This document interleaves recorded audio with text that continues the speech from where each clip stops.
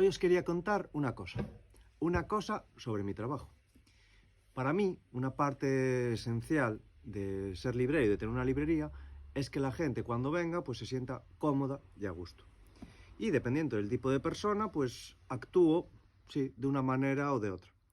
Por ejemplo, la persona así tímida, ¿no?, que llega y se asoma así en la puerta de la librería y que le da cosa. Igual le apareció la librería en Instagram o en TikTok y dice, ay, voy a verla.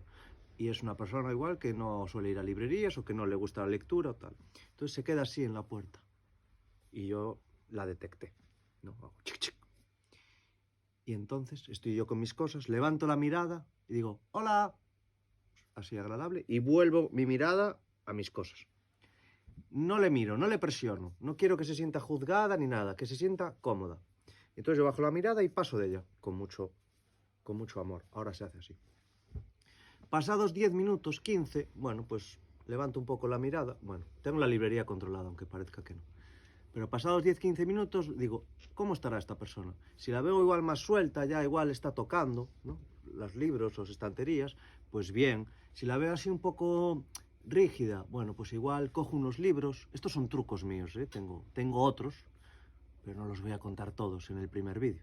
Entonces igual cojo así un montoncito de libros para colocar y paso cerca de ella, ¿no? Y le digo, uy, perdón, y le sonrío y rápido aparto la mirada, ¿no? Y coloco libros pues de manera pues normal, para que como que se relaje, que esto no es un museo, que aquí hay que tocar, hay que manosear, hay que vivir. Y un poco a poco se va relajando, se va relajando. Y al final, pues consigo que se relajen un poco, incluso que se sienten en algún sillón, a echar una ojeada a un libro o algo, o que se mueva y que llegue hasta el fondo, ¿no? Que da reparo como llegará hasta el fondo. Igual luego se van. Y se van, igual nunca vuelven.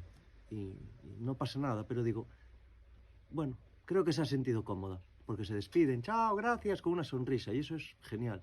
Una persona que llega así tímida y casi sin mirarte a los ojos y que se despida de ti diciendo, gracias, chao, hasta la próxima, y yo, pues nada, chao, un placer.